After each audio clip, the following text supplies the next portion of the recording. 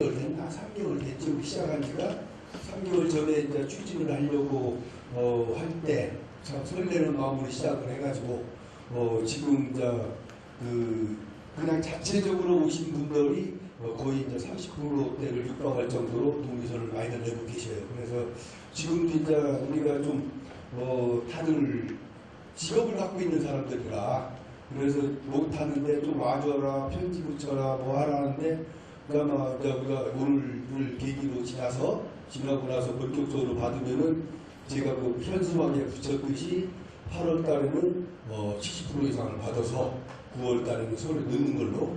그래서 오늘 좀 서둘러야 되는데 왜 서둘러야 되는지, 그다음에 우리 그 일구역 현실이 어떤가 좀 많이 좀 듣고 가셔서 주위 사람들한테 한 분당 10명씩만 받아오면 우리 끝나요. 그냥.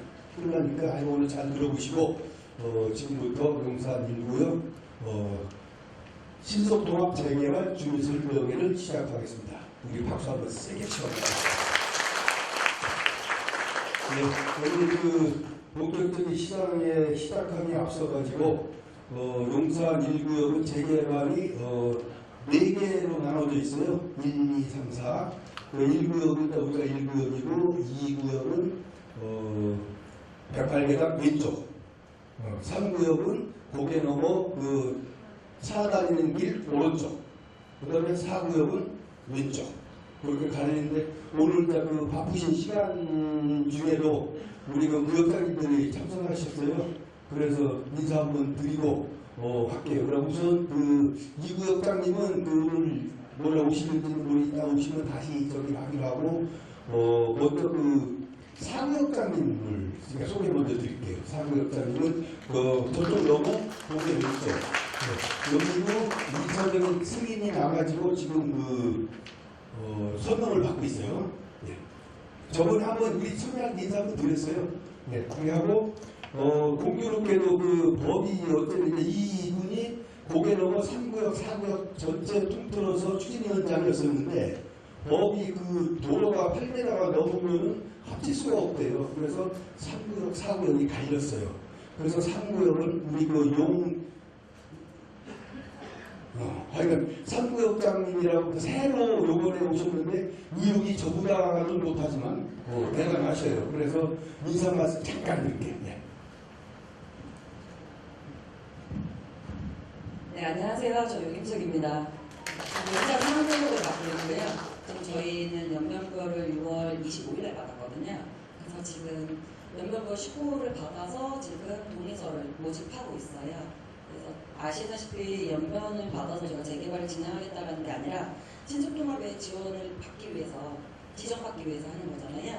그래서 사인을 해주시거나 동의를 해주시는 분들이 굉장히 겁을 먹고 계신 분들이 많더라고요. 신분증도 주고 있고 또 주민등록번호도 들어가고 하니까 그걸 하면 재개발이 되는 게 아니냐, 이거 억자들이 아니냐 이런 오해들을 하시는데, 여기 오신 분들은 관심도 많고 그게 아니라는 걸 잘 아시잖아요. 그래서 그런 게 아니다. 우리는 지정을 받기 위한 행동을 하고 있다. 동의서를 써주면 좋다. 이런 식으로 홍보를 좀 해주셨으면 좋겠다라는 바람이 있습니다. 네, 감사합니다. 2구역 요번에 승인이 났어요. 승인이 났고 그뒤에 동호랑 3구역은 지금 열심히 또 하고 있고 우리 선배님은 좀 이따가 강의를 하실 거고 일하겠습니다. 그래서 추천을 해주셨어요. 그래서 신속통합이 뭔가 우리가 많은 처음 들어봤다는 건데 서울시에서도 계시고 해가지고 신속통합에 대해서 자세히 아셔요. 그러면 여러분들이 저게 신속통합이구나 하고 마음이 아마 좀 놓인다고 할까? 저거면 되겠네 하는 아마 감을 잡으실 거고, 그 다음에 내가 지금 말씀드린 세상에서 제일 부러운 우리 김성주 고문님이 계신 동호항 1구역, 거기에 일단 좀 있으니까 집 나가고 말하고 하겠죠. 그래서 근데 제 꿈이라면은 우리가 빨리 해서, 저 지금 내보내는데 오래 걸릴 때 우리가 빨리 해서 우리가 먼저 할 수 있어요. 진짜요. 그렇죠? 네. 그래서 김성규 고문님이 서울시 승인이 날 때까지 고생 참 많으셨어요. 그때는 신속통합이라는 게 없어가지고 내가 알기로 10년 이상을 아마 끌었을 거예요. 근데 우리는 참 신속통합이라는 게 생기는 바람에 불과 2년 안에 허가가 나올 수도 있다는 거. 그게 새로 생겼어요. 그분이 이 승인이 받을 때까지의 그 힘들었던 일, 좋았던 일에 대해서 설명을 드릴 거고, 그 다음에 제가 우리 용산 1구역 전체적으로 현황, 그 다음에 앞으로의 그 미래에 어떻게 바뀌나에 대해서 설명을 드릴게요.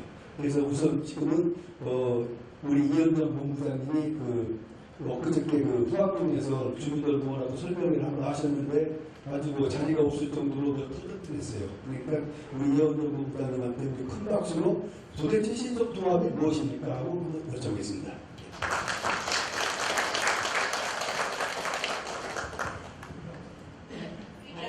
게 사실은 이제 재개발 사업 추진하면서 신속하게 좀 추진할 수 있도록 돕고자 하는 것들에 대한 제도예요. 실제로 법적인 사항들은 아니지만 그러니까 제도적 정책 사업들, 서울시 정책 사업이어서 그 재개발 사업들 설명하면서 신속통합 계획이 어떤 거이건지 아마 이제 절차를 타셔야 되는 부분들이니까 그 부분 조금 설명드리는 걸로 하겠습니다.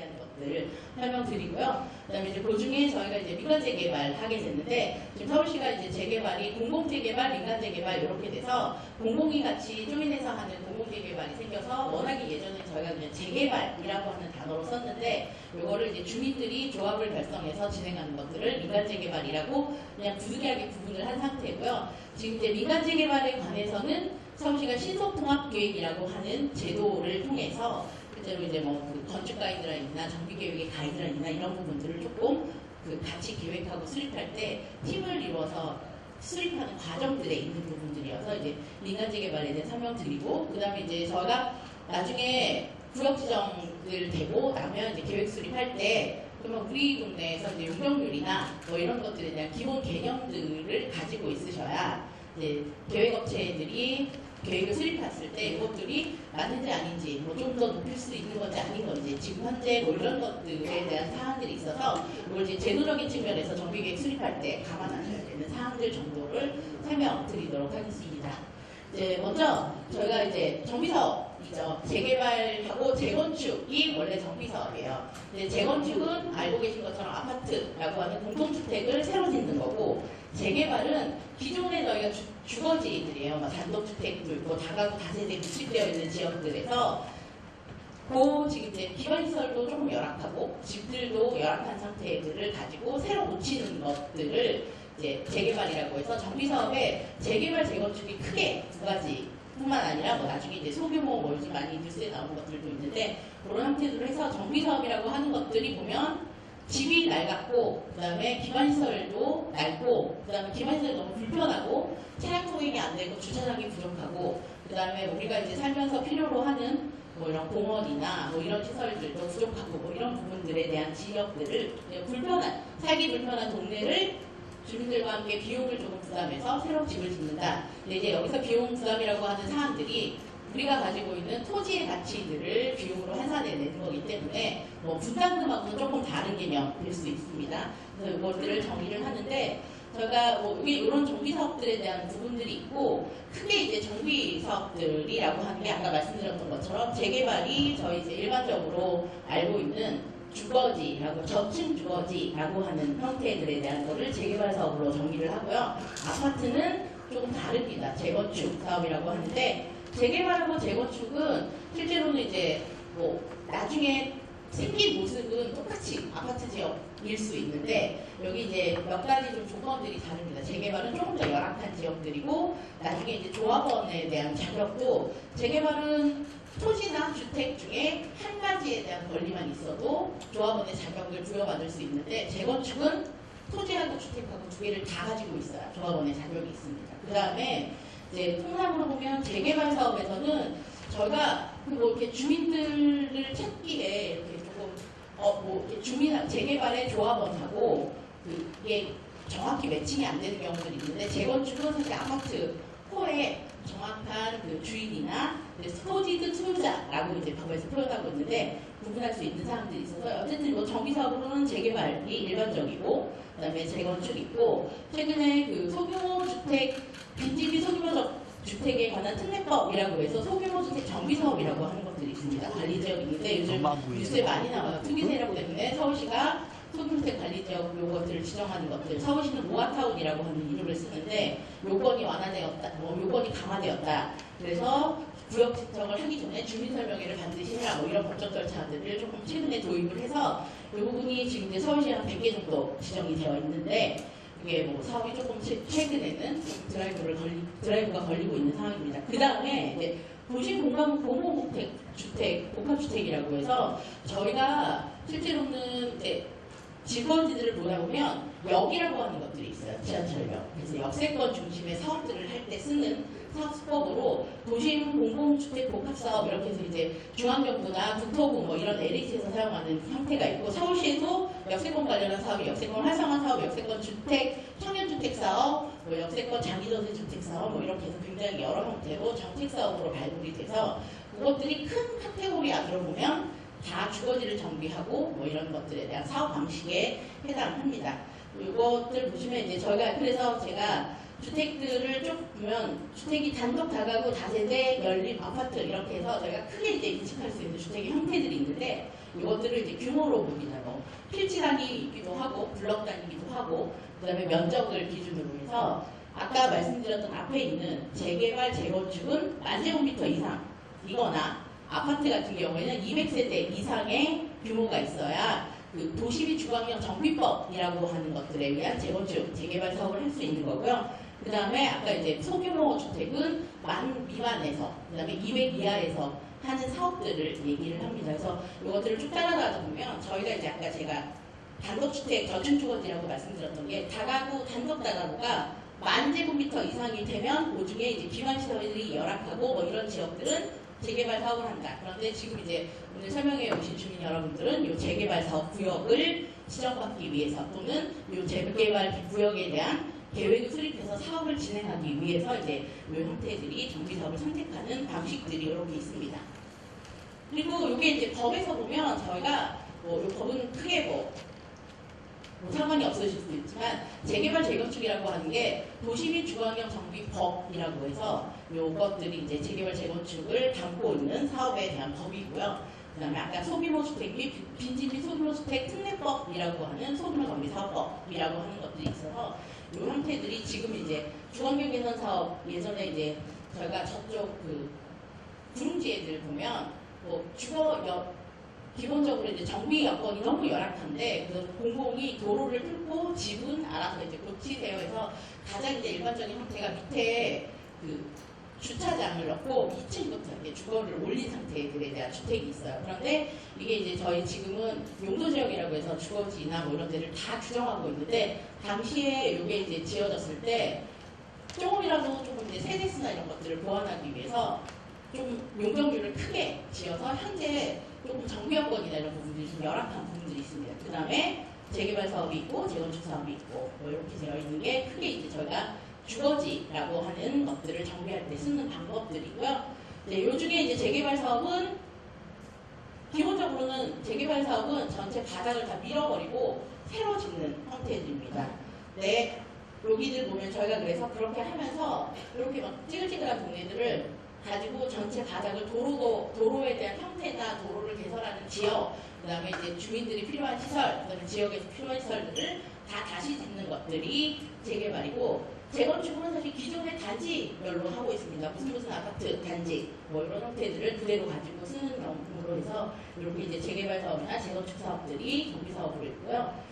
이게 이제 구역 지정하는 요건들인데 원래는 재개발 구역 정의하려면 저희가 이제 법이 바뀌기 전에 66%, 그러니까 3분의 2라고 하면 66.6% 이렇게 되었는데 법적인 요건들이 조금 완화가 된 상태입니다. 지금은 그래서 재개발 구역 지정을 할 때 요구도가 60%에 만족을 하면 되고 그런데 이제 면적은 일정 면적 이상에서 10,000제곱미터 이상인데 저희가 이제 만이라고 하면 계획적으로 생각할 때는 한 200세대, 250세대, 300세대 정도의 아파트가 들어가는 그러니까 작은 평형으로 나오면 들어갈 수 있는 규모 정도라고 생각을 하고요. 근데 통상 이제 서울시에서 재개발 공모사업들 이제 진행하실 텐데 재개발 공모사업 지역으로 들어오는 평균 그 면적은 만이나 이렇게 되는 경우들은 사실 많이 있진 않고요. 가장 많은 비율을 차지하는 게 35,000에서 55,000 정도로 조금 중대 규모까지는 아니어도 중규모 이상이 되는 지역들이 재개발구역으로 들어왔을 때 저희가 이제 뭐 단지에 대한 동이나 이런 것들을 배치하고 뭐 이런 거 하고 뭐 편의시설도 설치하고 이렇게 했을 때 일반적인 규모 형태들을 그걸로 쓰고 있고요. 많이 만족을 하면 이 부분은 이제 구역 설정 요건에 해당하기 때문에 단일 사업으로 추진할 수 있는 구역에 해당합니다. 그래서 여기 이제 아까 말씀드렸던 것처럼 재개발이 민간하고 공공재개발이 있습니다. 공공재개발은 말 그대로 이제 공공이 들어오는 부분들이고요. 그래서 여기 이제 공공하고 이제 공동으로 시행하는 경우가 있고 단독으로 시행을 하는데 이제 이런 경우에 저희가 보통 이제 공공이라고 하는 게 LH도 있고 서울시에는 SH도 있고 뭐 이런 형태들이 들어와서 조금 더 하는데 이 공공재개발 같은 경우가 실제로는 뭐 지역의 여건에 따라서 사업성이 좀 안 나는 지역에서 용적률이나 이런 부분을 조금 더 유연하게 쓸 수 있거나 뭐 이런 부분들을 제어하려고 썼던 부분들이 있어서 현재 서울시에도 공공재개발을 추진하고 있는 지역들이 있습니다. 그런데 이제 뭐 일반적인 형태로는 저희 이제 민간재개발. 그런데 공공재개발은 공공이 들어가서 사실 이제 초기에 뭐 그 계획이나 이런 것들을 진행하거나 뭐 동의를 구하러 다니는 것들 주민하고 같이 하긴 하지만 사실 일반 부분 지원이라고 하는 부분들이 있어서 그것들을 이제 상세하기 위해서 민간재개발에서는 저희가 이제 공공지원 제도나 아니면 이런 신속통합기획이나 이런 것들을 가지고 사업기간을 조금 단축시키거나 뭐 이런 부분에 대한 것들이 이제 공공이 크게 지원하려고 하는 상황입니다. 각각의 이제 요건들이 조금 다릅니다. 이제 뭐 공모 신청할 때는 통상 주민동의율 30%, 지금 이제 뭐 구역에 따라서는 70%뭐 이렇게 되는데 30% 이상에 대한 것들은 필수 요건인데 공모사업 대상지를 신청하실 때 구에서 시에다가 공모 신청을 하시게 되는데 이때 주민 반대율이나 이런 것들에 대한 민원이 접수되면 공모 신청할 때 이제 가점이나 이런 것들을 받지 못하고 감점 요인으로 작용하는 경우들도 있습니다. 그렇게 해서 이제 이게 지금 이제 저희가 주민동의를 받는 형태들이 있습니다. 공모 신청할 때 아까 이제 그 구역장님 한번 말씀하셨는데 지금 현재 일반 이제 공모를 신청할 때 받는 그 주민동의서하고 나중에 정비계획을 수립할 때 실제로 받는 주민동의서하고는 조금 다른 상황입니다. 그래서 공모 신청을 할 때는 저희가 이제 구역이나 이런 데서 이제 활동하시거나 지원, 어쨌든 뭐 봉사하시는 분들이 받으시는데 실제로 정비계획 수립을 하게 되면 정비업체가 동의서 진구라고 하는 절차를 가지고 진행을 하게 됩니다. 그래서 이것도 이제 동의서 진구하는 절차들에 들어가면 각각 이제 재개발이나 민간재개발에 따라서 조금 소유자의 동의 요건이나 뭐 이런 부분들이 조금 다릅니다. 그런데 통상은 한 주민의 과반수 50% 이상이 참석하는 경우들을 가지고 이제 정비계획 수립에 대한 동의 요건들을 하고요. 공모 신청을 하려면 이제 저희가 이제 법에서 정한 사업들이기 때문에 제일 첫 번째가 법적 요건, 아까 노후도하고 면적 기준을 만족해야 되고요. 공모 대상 안으로 들어가면 저희가 이제 이게 뭐 용산구 서울시에 있는 재개발을 원하는 100개, 1000개를 다 뽑아줄 수 있는 상황이 아니라서 한 해에 정비 공모로 뽑을 수 있는 것들에 대한, 그러니까 저희가 뭐 이게 주택의 수급 문제, 그 다음에 이제 뭐 배분 뭐 이런 것들이 있어서 뽑는 양들을 조금 정해놓고 있습니다. 그런 걸 할 때 보면 이제 가령 뭐 30개가 신청을 했는데 이번에 민간재개발에서 21개를 뽑겠다라고 하면 9개는 떨어져야 되기 때문에 공모를 할 때 공모의 우선순위를 정하는 이제 심의원들이 심사를 하긴 하는데 우선순위를 가지고 있습니다. 그렇게 해서 뭐 기반시설이 조금 더 열악한 지역, 그 다음에 주민동의율이 높은 지역, 뭐 이런 것들에 대한 가점들을 가지고 점수를 해서 1등부터 30등 내지는 뭐 1등부터 35등 뭐 25등 이렇게 나라기를 세워서 그 중에 21개를 민간재개발로 넣고 공공재개발을 4개를 넣어서 통상 원래 1년에 25개 정도의 재개발 사업에 대한 지역들을 선정하는 절차로 이게 진행이 되는 상황입니다. 그렇게 해서 공모 이제 선정하는 요건들이 법적에 대한 이제 요것들을 만족하는 거고 노후도 면적 가소 필지 뭐 이런 것들 해서 이제 우선순위를 정하는 사항들로 정리를 하고 있고요. 그렇게 해서 이제 정비계획을 하게 되면 나중에 저희가 이제 정비계획서가 하면 어쨌든 책자도 나오고 관리처분도 해야 되고 내가 어느 구역에 속해서 정비계획의 조합원인지 뭐 이렇게 해서 땡땡땡 1구역 정비 구역 지정 및 계획 뭐 이런 형태로 나와서 구역에 대한 명칭부터 시작해서 실제로 안에 들어오는 이제 토지의 정확한 면적들이 있어야 됩니다. 저희가 이제 구역계라고 하는 게 있는데 이 구역계가 실제로는 뭐 이제 이게 아까 도로 8m라고 하면 저희가 이제 이거를 구역을 두 개로 나누게 되어 있는 형태들이어서 통합구역으로 사업하는 경우도 있지만 통상은 이제 구역을 나누게 되어지는 형태들이어서 이런 것들이 이제 뭐 구역에 대한 면적, 그다음에 들어가는 필지에 대한 형태, 그다음에 도로의 형태들을 뭐 중앙선으로 그을 건지 아니면 이쪽에 이제 대지의 필지선으로 그을 건지 뭐 이런 것들이 다 정해지는 사항들이어서 이게 이제 나중에는 어떻게 되냐면 면적에 따라서 용적률이 1% 차이가 나도 연면적이나 들어가는 세대수가 달라질 수 있습니다. 그래서 이런 부분들이 좀 명확하게 정리가 되어져야 되는 부분들이 정비계획에 담기는 거고요. 이것들을 이제 나중에 검토를 하실 때 보시면서 이제 뭐 이런 게 저희가 뭐 사실 주민 여러분이 다 하셔야 되는 부분은 아니지만 그래도 기본적인 사항들을 가지고 선이 제대로 그어졌냐 아니면 뭐 어떻게 해야지 조금 더 면적을 늘릴 수 있는지 어떤 걸 좀 받을 수 있는지 뭐 이런 것들에 대해서 검토를 하셔야 될 거라고 판단이 됩니다. 그래서 지금 이제 공모가 지금은 사실 원래는 여기 서울시가 처음에 예전에 그 오세훈 시장님이 계셨다가 박원순 시장님이 들어왔을 때 박원순 시장님이 들어오시면서 이제 시정을 하시면서 정책을 확 바꿔서 그 전에 뉴타운 재개발로 너무 지나치게 많은 사업지들이 선정이 됐는데 이게 그냥 사업지 선정된 걸로 끝났으면 좋은데 사업지가 선정이 되고 나면 아무 개발행위나 지역이 변경되는 게 없는데 땅값들이 계속 올라가서 실제로 뭐 내가 사업이 되는 것도 아닌데 이미 동네에 부동산 가격이나 이런 것들이 올라서 민심이 흉흉해지고 뭐 이런 것 때문에 박원순 시장님이 들어오면서 안 되는 사업지들은 과감히 털어낸다라고 해서 이제 폐쇄 지역이라고 하는 이제 뉴타운 재개발 사업에 대한 출구 전략을 쓰면서 이제 재개발이 사실 이제 박 시장님이 계신 한 10년 동안 멈춰 있었던 상태였습니다. 그리고 났더니 이제 저희가 일정 부분 신규주택도 필요로 하고 이제 이런 사항들이 좀 멈춰 있었던 거여서 오 시장님이 새로 들어오시면서 이제 요 재개발이나 이런 것들이 조금 그러니까 정비 사업을 활성화한다, 그러니까 활성화가 아니라 정상화한다라고 하는 이름으로 신속통합계획도 넣고 그다음에 이제 재개발 구역들을 설정해서 사업이 갈 수 있도록 하겠다라고 하면서 하는데 이게 이제 말씀드렸던 것처럼 서울시의 재개발을 기다리거나 하고 싶은 대상지들이 있는데 그것들을 전부 다 이제 민간에 확 풀어서 쓸 수 있게 하는 거는 이제 뭐 주택에 대한 가격에 대한 부동산 시장 문제, 불안정성 뭐 이런 것 때문에 이거를 이제 단계적으로 좀 조정하려고 하는 부분들을 통해서 이제 공모사업이라고 하는 것들을 공모의 절차를 진행하도록 되어 있습니다. 그래서 공모를 이제 아마 주민 여러분이 우리 요렇게 구역에 대한 추진을 할 예정입니다 하고 이제 여기에 대한 구체적인 뭐 구역에 대해서 요것들을 이끌어 주시는 분들도 뽑고 뭐 이렇게 해서 이제 추진을 하게 되면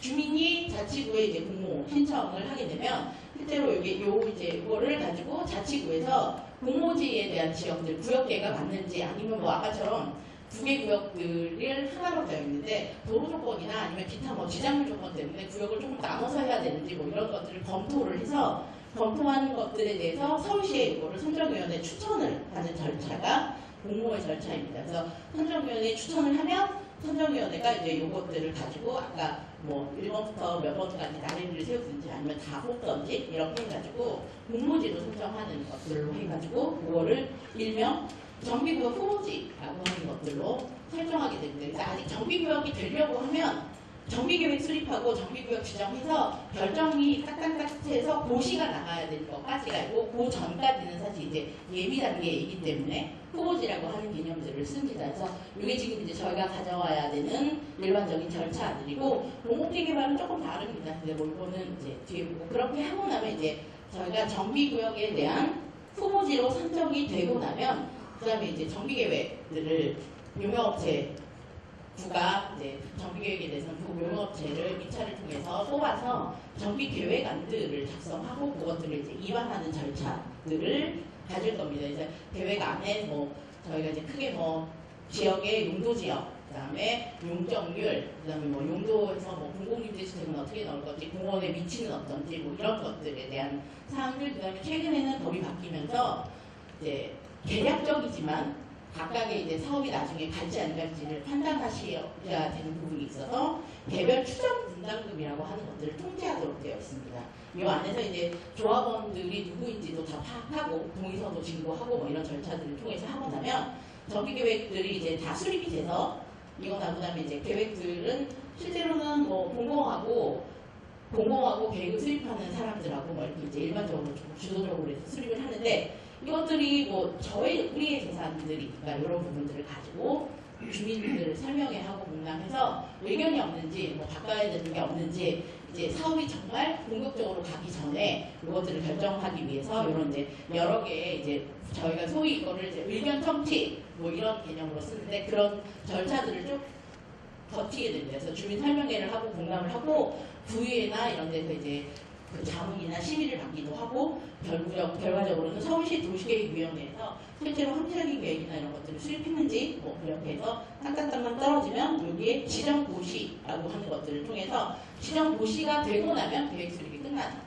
단계들이기 때문에 이제 이런 절차들을 하는데 여기에 지금 이제 저희가 도시계획 심의나 뭐 정비구역 지정 절차 뭐 이런 것들을 하면서 요 지금 이제 입안을 하기 전에 요 안에 이제 입안을 하는 절차 전에 이제 계획을 수립할 때 신속통합계획이라고 하는 것들을 같이 이제 수립을 해서 정비계획이 실제로는 저희 아파트가 새로 지어지는 거지만 아파트가 뭐 단순히 이제 주민의 재산이기도 하지만 지역사회로 보면 지역사회 자원이기도 하고 정비계획을 통해서 지역의 도시 공간이 변화하는 형태들이 있거든요. 그러니까 그런 부분들을 조금 그러면 공공하고 그다음에 주민하고 모두가 이제 퍼블릭이 다 같이 모여서 좀 의견을 결정하고 그것들에서 이제 조금 더 좋은 건축물, 좋은 아파트, 좋은 도시를 만들자라고 하는 개념으로 이제 이런 신속통합계획들 같은 것들도 쓰게 됩니다. 그래서 이제 제가 앞이 좀 길어서 좀 설명드리면 사업은 크게 이제 제가 지금까지 아까 계획에 대한 것들을 좀 설명드렸는데 사업의 절차가 크게 4단계입니다. 계획 수립 단계가 있고 사업 시행 단계가 있고 그 다음에 이제 저희가 관리 처분이나 이런 것들을 하는 단계가 있고 마지막에 이제 준공하고 완공하는 단계가 있습니다. 그래서 이게 이제 여기 이게 다른 거라서 재개발인데 똑같습니다. 그래서 이게 지금 이제 재개발하면 처음에 계획을 수립하는 단계가 있는데 계획이 지금 이제 공모 신청이 끝나서 공모가 후보지로 선정되어서 정비 계획을 수립하는 데가 있고 근데 이 정비 계획이 사실 이제 모태로 보면 가장 조금 따라야 되는 기본 원칙이나 뭐 이런 것들 서울시에서 몇 가지 정하는 사항들이 있습니다. 뭐 어떤 지역에서는 용도적을 어디까지 올릴 수 있고 어떤 데서 높이나 이런 것들을 풀려면 공공기여나 이런 방식들은 뭐가 돼야 되고 뭐 이런 것들이 있어서 요것들에 대한 기본 방향이나 정비계획에 대한 상세 방향을 정하는 도시 및 중앙형 정비 기본 계획이라고 하는 게 있습니다. 그래서 이게 서울시가 이제 원래는 인구가 50만 이상이 되는 이상의 시에서는 시장이 이거를 반드시 수립해야 된다고 도시 및 중앙형 정비법에 있습니다. 그래서 서울시도 요 도시 및 중앙형 정비 기본 계획이라고 하는 게 있습니다. 그래서 재개발편을 보시면 그 안에 이제 뭐 용적률의 체계는 어떻게 되고 각 구역별은 아니지만 전체적으로 용적률 체계는 어떻게 되고 구역에서 이제 뭐 어쨌든 토지 이용이나 이런 것들의 특징을 어떻게 잡아야 되고 뭐 이런 것들에 대한 상세 설명들이 있으니까 요거를 감안해서 저희가 정비계획을 수립하게 됩니다. 그래서 이제 이 정비계획은 아까 후보지 사업이나 이런 것들이 끝나고 나면 일반 절차를 통해서 하는 부분들이고 이게 이제 계획 수립 단계가 있고 다음 단계로 사업을 시행하는 단계가 있습니다. 지금은 이제 저희 여기 이제 구역장님들께서 예비라고 하는 것들에 대한 이름을 붙이고 있는데 본격적으로 사업을 추진하려면 저희가 이제 조합원이 1000명, 뭐 100명, 뭐 아니면 뭐 300명 이렇게 되면 각자의 의견이 다 다르기 때문에 이것들을 이제 모으는 절차들을 하는 대표의 성격으로 처음에 이제 조합을 설립하게 되는데 조합 설립 이전에 추진위원회라고 하는 것들을 구성하게 됩니다. 그래서 추진위원회에서 조합 설립을 준비하게 되고 그래서 그게 이제 그러면 조합이 설립 인가가 되고 사업시행 일단은 지정 완료 단계까지 들어가면 이제 그리고 사업자 요 조합이 시공자를 선정하고 이제 사업에 대한 시행 인가를 신청하게 됩니다. 그래서 이게 이제 저희가 이제 조합은 실제로 민법에서 정한 독립적인 기준인데 서울시에서는 저희가 이제 시공사나 이런 것들을 선정하는데 뭐 대표적인 기업들도 있기도 하지만 시공사를 선정할 때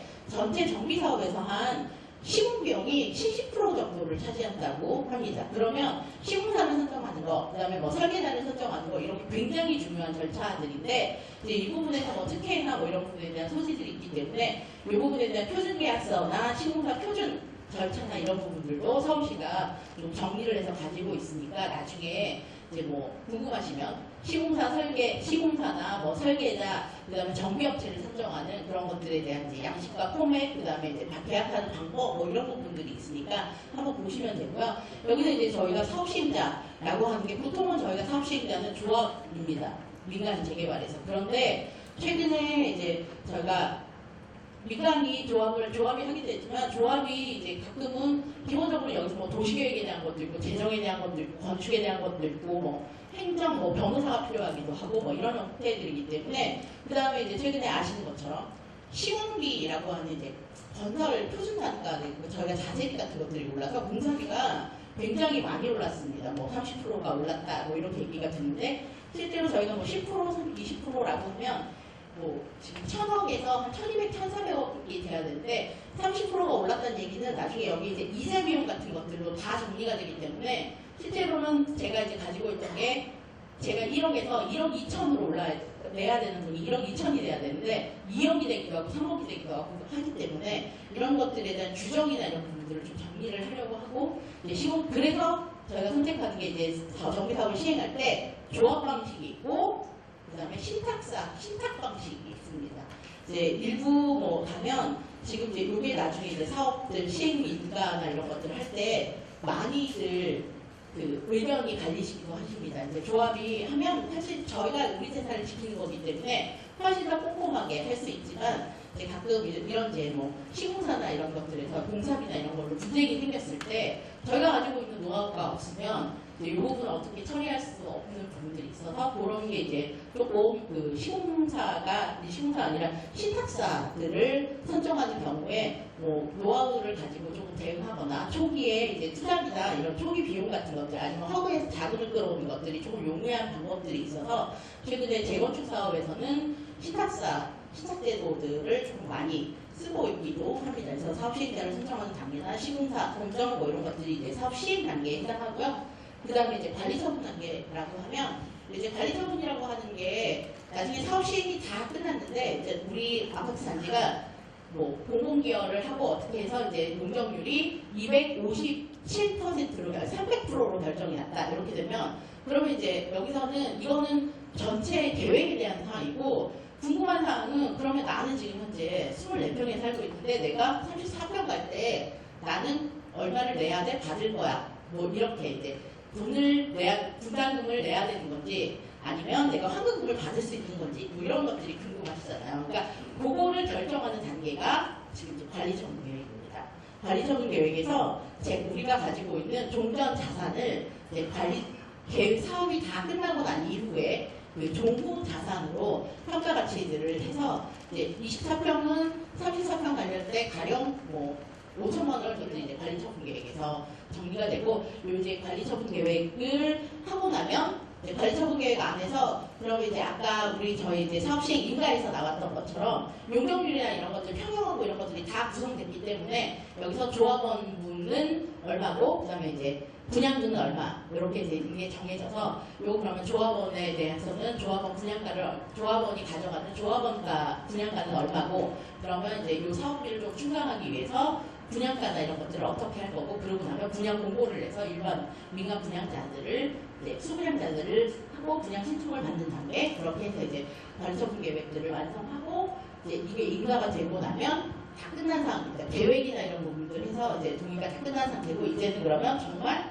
사업을 해야 되는 우리 이제 부수고 뭐 이렇게 해야 되는 거 있으니까 아까 2주 말씀하셨는데 이제 2주하고 땅하고 착공하는 단계로 해서 끝나고 나면 완료 단계에서 이제 착공, 시공하고 나면 준공해서 준공하고 나면 이제 준공인가나 이제 사용 승인 허가가 나면 이제 아파트로 들어가실 수 있습니다. 그 부분 해서 입주하고 나면 여기까지는 지금 이제 입주까지가 끝났는데 그러면 이제 내가 어쨌든 새로운 아파트에서 주소도 부여받아야 되고 등기도 해야 되고 하는 이전 고시 단계를 끝나고 나면 이제 이전 고시에서 원래 저희가 이제 사업비나 이런 것들을 그러니까 들어갔던 비용들하고 뭐 해서 다 하나로 털어서 이제 남은 게 하나도 없어 라고 하는 청산이라고 하는 걸로 끝나고 나면 손 털고 이제 모든 사업이 끝나서 사업이 다 끝나는 상황입니다. 이렇게 이제 전체적으로 개발 사업의 단계들이 있고요. 이게 이제 오늘 설명드리는 게 신속통합계획이라고 하면 이제 아까 말씀드렸던 것처럼 이게 정비사업들 이제 특히 재개발이나 이런 사업들 정상화하려고 신속통합계획이라고 하는 것들을 도입했다라고 이제 요거 한 가지 정도만 생각해 주시면 되고요. 요거 이제 크게 이렇게 해서 이제 뭐 사업 정상화해서 뭐 민간의 주택에 대한 정상적인 주택을 공급하고 신속통합계획 할 때 저희가 이제 뒤에 제가 몇 가지 설명드릴 건데 뭐 어떤 것들을 정하는지 이제 가장 큰 혜택이 뭔지 뭐 이런 부분들이 있습니다. 그래서 뭐 오늘 시장님이 원래는 이제 사전 공공계획이라고 해서 저희가 원래 요게 이제 모태적으로 사용됐던 거는 재개발 뭐 이런 것들도 있지만 저희가 기존의 아파트들을 보면 최근에 있는 아파트가 사실 모양이 굉장히 예쁘기도 한데 우리가 관념적으로 생각하는 아파트 옛날 아파트는 한상형으로 그 회색 연한 그 아이보리색도 아니고 흰색이 조금 연하게 흰색이 조금 진하게 된 아파트가 통통통통 들어가 있어가지고 실제로 뭐 아파트가 외국 사람들이 와서 보면 굉장히 조금 놀라운 못생긴 건물 뭐 이런 것들에 대한 정의가 있어서 아파트가 반드시 이렇게 성냥갑 같아야 되냐 아파트도 디자인이 있거나 동네 풍경에 맞는 디자인 품질이 강화된 주택들을 짓는 게 맞다.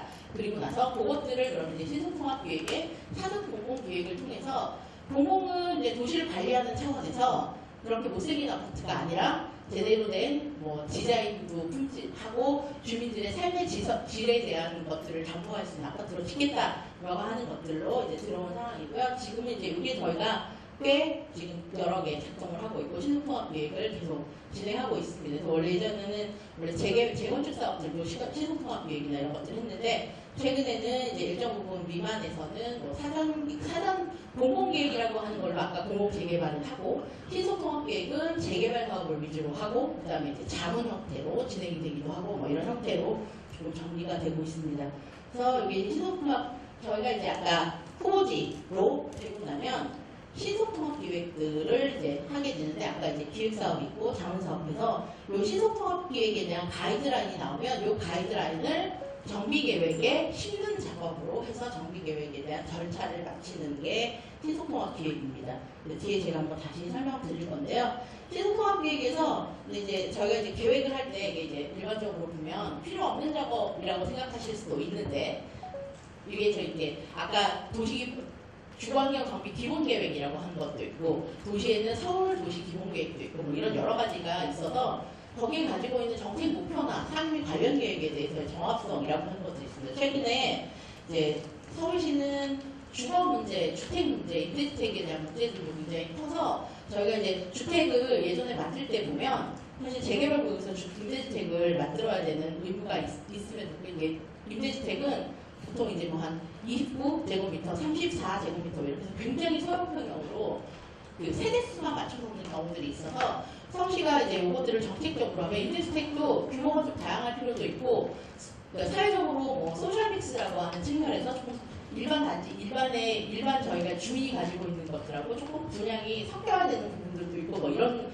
정책사항들에 대한 반영도 필요합니다. 나중에 이제 서울시가 원하는 임대주택의 소셜믹스 형태나 주택의 평형 뭐 이런 것들이 있는데 일률적으로 이걸 이제 뭐 그 계획 수립을 하시면서 뭐 29나 19제곱미터로 맞춰놓으면 뭐 서울시에서 이거 신속통합 정비 계획을 한번 받고 싶으면 심의를 다시 받아야 되는데 저희가 심의를 다시 받는 게 다시 받는 경우도 있지만 심한 경우에는 1년 넘어 그 일정을 잡을 수가 없고 저희가 이제 한 해에 25개 뭐 이렇게 하는데 이제 도시계획 심의를 하게 되는데 정비 계획만 심의하는 게 아니라 지구단위 계획에 대한 심의도 있고 각종 개발 사업에 대한 심의들을 다 하기 때문에 위원회 일정 잡기도 쉽지 않습니다. 서울시가 현재 이제 원래 정기적으로 하면 서울시 도시계획위원회를 매주 수요일 이렇게 해서 이제 오후 시간에 맞춰서 하는데 거기에 이제 심의 안건으로 들어오는 게 심의 안건도 있고 자문 안건도 있고 서울시 이제 저희가 서울시 면적이 605제곱킬로미터라고 하는데 그 면적에서 해당하는 모든 사업들을 심의해야 되기 때문에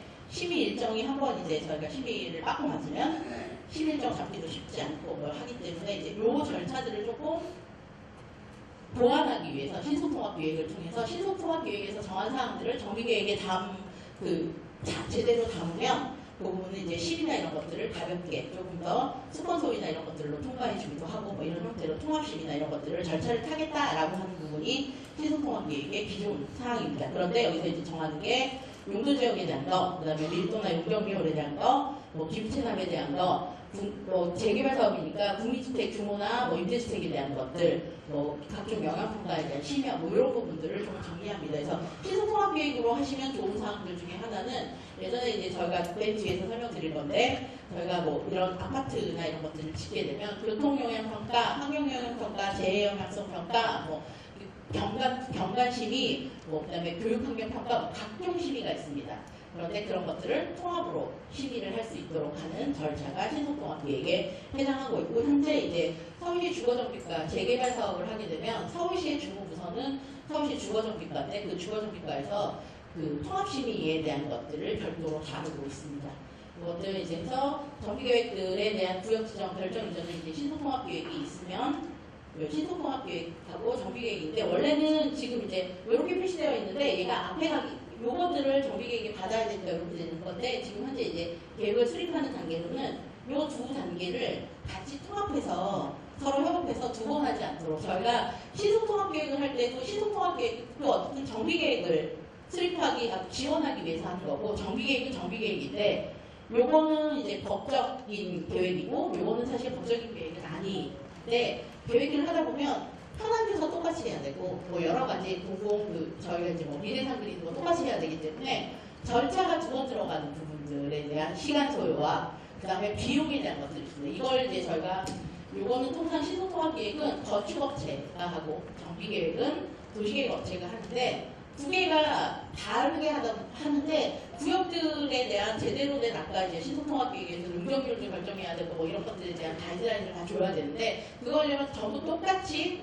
지역 현황조사 해야 되고 주민 의견 조사해야 되고 서울시 정책 반영해야 되고 하는 부분이 똑같기 때문에 요거를 이제 제도적으로 조금 하면 두 개가 같이 모여서 지금 합니다. 그래서 아마 정비계획 구역으로 지정이 되고 나서 이제 발주가 되고 나면 서울시 신속통합기획과에서 신속통합 정비계획 수립 지원 용역에서 나오는 용역이 있고 주청에서 정비계획 수립 용역을 하면 이제 시 신속기획과에서 그 정비계획 수립하는 업체랑 건축업체랑 그다음에 구청하고 그다음에 서울시 아까 주거정비과 뭐 내지는 여기하고 신속통합기획과를 다 한꺼번에 모아서 전문가 자문들도 나와서 매주 뭐 내지는 2주에 한 번씩 이렇게 해가지고 통합회의를 합니다. 원팀 회의라고 저희가 부르는데 그런 회의를 해서 이제 좀 절차를 지원하거나 나중에 이제 계획이 서로 두 개가 따로 와서 뭐 전혀 손쓸 수 없는 상태여서 다시 맞춰야 되는 단계가 없이 한꺼번에 할 수 있도록 하는 절차들을 진행하고 있다고 보면 됩니다. 그래서 신속통합계획은 이제 크게 얘가 가지고 있는 성격은 규제를 좀 더 유연하게 하겠다라고 하는 게 첫 번째고요. 그 다음에 아까 말씀드렸던 것처럼 하나형 아파트나 이런 똑같은 성향급 아파트가 아니라 디자인적으로 조금 우수한 더 혁신적인 사항들을 조금 만들어내겠다라고 하는 거랑 이제 저희가 이제 저희 이제 토지 소유자 조합원들이나 구역에서는 실제로는 이제 저희 정비사업에서 아까 비용이 굉장히 크게 들어가는 것들이잖아요. 뭐 작게는 몇천억에서 뭐 크게는 조단위까지 들어가는 사업들이기 때문에 절차가 신속해서 사업기간이 줄어들면 사업비가 줄고 그러면 주민들한테 훨씬 더 이득인 사항들이기 때문에 이제 절차를 좀 더 신속하게 하겠다라고 하는 게 큰 신속통합계획의 세 가지 방향들입니다. 이것들을 해서 이제 정비계획에 대한 가이드라인도 주고 건축에 대한 가이드라인도 주고 사업시행계획에 대한 통합심의를 통해서 절차를 검토하고 이것들을 좀 짧게 가져가는 단계까지 가져가는 제도가 신속통합계획입니다. 그래서 이게 이제 구체적인 사항들은 뭐 이런 거 저희 이제 크게는 저희가 아까 여기 이제 남산 지역에 두거나 이렇게 돼서 기존에 크게 답답해 하셨던 부분들 중에서 높이에 대한 부분들이 있습니다. 여전히 이제 구로지구나 경관지구가 남아있어서 높이에 대한 것들이 뭐 이긴 하지만 뭐 어쨌든 이런 것들에 대한 높이에 대한 것들도 조금 완화해서 적용하거나 뭐 용적률이나 이런 부분을 여제 조금 살 수 있는 규제에 대한 것들도 있고요. 그러니까 디자인은 뭐 이런 것들 예전에 이런 식의 아파트에서 좀 혁신적인 단지로 쓰는 형태들이 있고 그 다음에 이제 요게 이제 가장 관심 있는 사항들입니다. 저희가 이제 아까 계획 수립 단계부터 사업시행계 관리처분 그 다음에 이제 완공까지 하는 단계들이 있는데 정비계획이 1, 2년 안에 짧게 끝나는 계획들이 아닙니다. 그리고 저희가 아파트에 입주하려면 저희가 단독주택을 지으면 보통 한 뭐 1, 2년, 3년 뭐 이런 정도로 들어가는데 이거는 굉장히 긴 호흡들인데 요게 지금 이제 보시면 보통 현재 이제 민간 재개발이나 이런 것들을 하면 8년 이렇게 되는데 실제로 이게 나중에 착공해서 2주까지 들어가는 것들을 보면 통계를 내보면 한 8년 정도면 짧은, 굉장히 짧아서 빨리 가는 단계고요. 통상은 뭐 10년에서 15년, 길게는 30년 이상까지 가는 단지들도 많습니다. 그것들 중에서 그러면 이제 뒤에 어쨌든 저희가 뭐 턱하기에서 공사하는 단계들은 절대 양들이 좀 뭐 시멘트 붙이는 기간도 있고 하니까 그걸 줄일 수 없으면 앞에 이제 이 사업 시행 인가를 하는 단계까지 돼서 계속 이제 뭐 리바이벌 되고 하면서 드러나는 절차들을 조금 그것들에 대한 이제 로스를 없애겠다고 하는 게 신속통합 계획으로 와서 이 부분이 이제 계획 단계나 이런 부분을 사업 시행까지 하는 부분을 이제 반으로 줄여서 그나마 사업 기간을 조금 줄여주겠다라고 하는 부분들로 이제 신속통합 계획이 도입되었다고 보시면 될 것 같습니다. 그래서 뭐 정기계획에 대한 가이드라인, 건축설계 가이드라인, 그다음에 이제 통합심사 이런 것들 중에서 프로세스를 관리하는 단계까지가 이제 신속통합 계획이고요. 아까 말씀드렸던 이게 이제 원팁입니다. 그래서 뭐 서울시에 신속통합 계획과가 있고 이제 사업 주관 부서로 구청이나 주거정부과들이 있고 뭐 이렇게 해서 자치구 주민들이 있어서 이렇게 이제 원팀을 구성해서 계획에 대한 통합 계획들을 수립하고 이런 부분들을 정리하신다고 보시면 될 것 같습니다. 그래서 이게 이제 그것들 해서 이제 각각의 가이드라인을 주는 단계들이라고 보시면 되고요.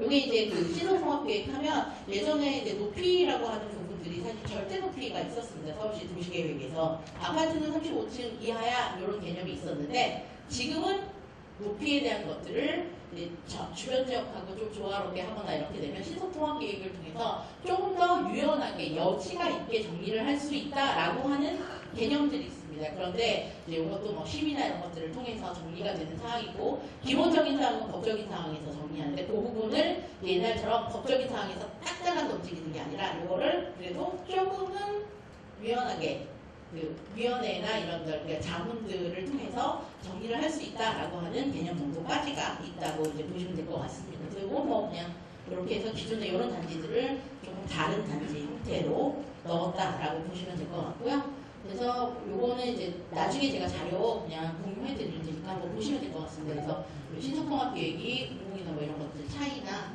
통합 계획을 통해서 이제 원팁이나 이런 그 형태들로 사용하는 부분들이고요. 요게 이제 제가 아까 그 용적률이나 뭐 이런 것들 그냥 간단히 시간이 좀 많이 돼서 설명을 드릴게요. 정비계획 하게 되면 저희 이제 정비계획이 정비계획 업체가 요것들을 수립하고 이게 도시계획하는 업체들이 정비계획을 수립하게 되는데 이게 이제 법에서 정한 사항들을 다 정리를 하셔야 됩니다. 법에서 정한 사항들로 정리를 하시는 부분이어서 법에 있는 내용들을 다 가지고 쓰는데 정비계획은 실제로 수립권자가 저희 용산구청장님이시고 이것들을 승인하는 지정권자가 서울시장입니다. 그래서 아까 정비계획은 구에서 발주를 용역 발주를 하는데 심의는 아까 서울시 도시계획위원회에서 심의를 해서 지정고시 할 수 있도록 하는 권한을 주는 절차이고요. 그 안에 이제 담겨야 되는 사항이 뭐 저희가 용적률에 대한 계획, 뭐 기반시설에 대한 계획, 뭐 이런 것들을 다 담은 계획들을 쓰셔야 하는 겁니다. 이게 나중에 이제 재산권하고 관계가 되어지는 부분들이어서 이제 면밀하게 이런 사항들이 법에서 정한 사항들로 있고 그 안에 보면 이제 뭐 용도지역을 하는 것들에 대한 아까 이제 신속통합계획에서 정하는 사항들이랑 비슷합니다. 내용들이 그 형태들을 이제 정비계획으로 봤는데 일정하게 보면 저희가 신속통합계획을 가지고 그대로 정비계획을 수립하는 건 아닙니다. 신속통합계획을 했는데 실제로 구역 안에 들어오면 그 신속통합계획을 수립했음에도 불구하고 정비계획을 수립하거나 구역을 지정할 때 일부 뭐 주민들께서 제청을 한다든지 아니면 필요에 의해서 뭐 포함해서 들어오거나 이렇게 되면 하거나 아니면 이제 평형 배분이 조금 조정이 되거나 하면 신속통합계획에서 했던 설계나 건축 계획들이 변경되어져야 되는 사항들이 있습니다. 그러니까 그런 것들을 다 받아서 정비계획을 수립한다라고 보시면 될 것 같고 이것도 활용조사 항목은 저희가 이제 법에서 정한 사항들을 아마 다 알아서 하실 거고 그 다음에 정비계획에서 결정하는 사항들 하면 이게 이제 아까 고시 단계에서 지정고시할 때 찍혀야 되는 결정 사항들입니다. 용도지역은 뭐로 정했어? 이렇게 되는 거를 정한 거고 요거에 맞춰서 이제 건축심의나 이런 것들을 하셔야 되는 상황이기 때문에 이런 사항들을 좀 정리하고 있습니다. 그 제가 그냥 마지막으로 그 용도는 뭐 두고 밀도에 대한 부분들 저희 이제 우리 그러면 아파트를 재개발하게 되면 어떻게 용적률 얼마 받을 수 있어? 라고 하는데 제가 얼마 받을 수 있는지는 설명을 못 드리니까 이 용적률을 설정하는 체계만 설명을 드리겠습니다. 저희가 용적률을 하게 되면 크게 이제 법에서 나라 전체에서 국회법에서 정한 용적률의 개념들을 가지고 걔를 법적 상한이라고 하는 개념으로 쓰는데 저희가 우리 단지가 시작하는 것들, 그러니까 아무것도 내놓지 않고 그냥 지금 재개발을 했을 때 받을 수 있는 거는 이 바닥에 있는 기준 용적률입니다. 이 기준 용적률은 지금 여러분이 가지고 살고 계시는 지역이 1종 주거 지역이냐, 2종 주거 지역이냐, 3종 주거 지역이냐에 따라서 다 다르게 정해져 있습니다. 150, 190, 210 이렇게 해서 그 형태를 가지고 있는 애들에 대한 용도지역에서 정한 애들을 기준 용적률로 잡고 있습니다. 이렇게. 그래서 뭐 2종 주거 지역이면 190이나 200에서 시작을 하는 게 기본이고 요거는 아무것도 내놓지 않고 아무것도 하지 않았을 때 기본으로 받는 거고 이제 요 단계에서 사고를 하지 않으니까 저희가 이제 이거를 놓을 때 허용 용적률이라고 하는 것들을 봅니다. 이제 뭐 주택 아파트 건축을 하다 보면 뭐 재생 에너지를 쓰거나 공개물질을 넣거나 공원을 주거나 뭐 이런 것들에 약간 이제 허용 인센티브에 이제 인센티브 기준들을 적용했을 때 허용에 대한 개념들을 쓰고 그 다음에 이제 도로나 공원 이렇게 되는 기부 체납이라고 하는 시설들을 내놨을 때 이거를 그 지금 상한 용적률로 쓰는데 서울시의 일반 주거 지역의 상한 용적률은 250%입니다. 그런데 이 상한 용적률에서 임대주택 지어야 되는 필요성이나 이런 것들이 있어서 이 부분을 이제 임대주택을 공급할 때는 국계법상의 용적률에서 주거지역을 300까지 올릴 수 있는데 요거를 다 임대주택으로 짓는 건 아닙니다. 요렇게 해서 요만큼을 하면 요 반은 임대주택으로 되고 반은 조합에서 가져가시면 되는 사항들이고 요 반의 민간임대 요 공공임대주택으로 지은 요 부분에 대해서는 조합이 지어주시면 서울시가 이제 SH나 여기를 대행을 통해서 표준 건축비라고 하는 게 있습니다. 그걸 통해서 주택을 사가고 대신에 이제 토지에 대한 대지지분이나 이런 것들을 쉐어를 하셔야 되는 사항들로 좀 정리가 되는 부분이 이게 이제 용적률 책이니까 나중에 이제 그 아마 용적률 할 때 왜 이제 우리가 뭐 친환경 건축물이거나 아니면 뭐 재생 뭐 이런 것들을 써야 되는지 뭐 이런 개념 그다음에 왜 도로를 내놔야 되는지 공원을 내놔야 되는지 뭐 이렇게 되는 게 아니라 이게 이제 법의 기준에 따라서 한계를 채웠을 때 이렇게 이제 기준 용적률 210에서 230까지 가고 230이 250까지 가고 250이 300까지 가는 요 단계가 있기 때문에 그 단계를 내놓고 이제 받고 뭐 이런 시스템이라고 하는 것들을 조금 보시면 우리가 뭐를 내놓고 용적률을 얼마큼 받았나 뭐 이런 거 정도를 조금 파악하실 수 있을 거라고 봅니다. 그래서 요 허용률이 아까 뭐 디자인 기구사거나 뭐 이런 부분들을 좀 정리하는 사항들이고요. 요거 이제 그 뒤에 사항들은 뭐 그냥 계획업체들이 좀 수립해오면 보시면 되고 제가 이거 지금 시간이 좀 더 많이 돼서 저기 하니까 이거 필요하시면 강의 자료 드릴 테니까 조합에서 좀 보시고 궁금하신 사항이 있으면 따로 질문해 주시면 제가 뭐 서면이나 메일로 답변을 드리도록 하겠습니다. 네. 저도 참 많이 배웠습니다. 이렇게 하는데 다 우리를 위해서 만든 법 같으네요. 그 중에 제일 마음에 드는 게 서울시에서 설계도 해주고 시행사도 붙여주는 거 그거 마음에 들고 우리 저번에도 말씀드렸지만 우리 동네가 옛날에는 버림받은 동네였는데 지금 이제 고도 올라가는 거 보면은 그 두 분 조합 추진위원장님 계시지만 이분들 부러워하셔요. 여기가 그 상태가 됐습니다. 고맙습니다. 수고하셨습니다. 네, 다음은 우리 김성규 동후암 1구요. 이번에 서울시 최종 승인이 났어요. 그러니까 거기는 지도를 헐고 지도는 됐는데 그동안에 아까도 말씀드렸지만 참 고생이 많았고 좋은 일도 많았고 그래서 이제 저한테 계속 이슈 이렇게 해라 저렇게 해라 계속 조언을 해주시는데 우리 이제 많은 우리 시구들 앞에서 한 말씀 부탁드리겠습니다.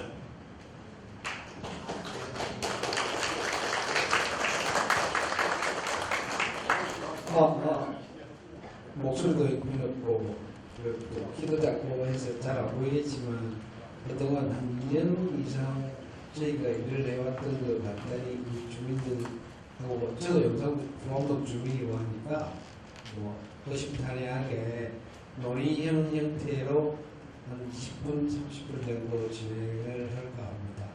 진행에 앞서서 저희 동호암 1구역에 지난 2년간 일해왔던 간단한 내용을 안내드릴 텐데 이번에 연번이 여기가 16번인가요?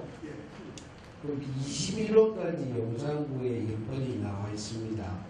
그래서 지역은 한 13군데 정도가 신속통합계획을 추진을 하고 있는데 용산 이가동에서 제일 먼저 연번 받으셨으니까 제일 빨리 가는 게 그게 왕입니다.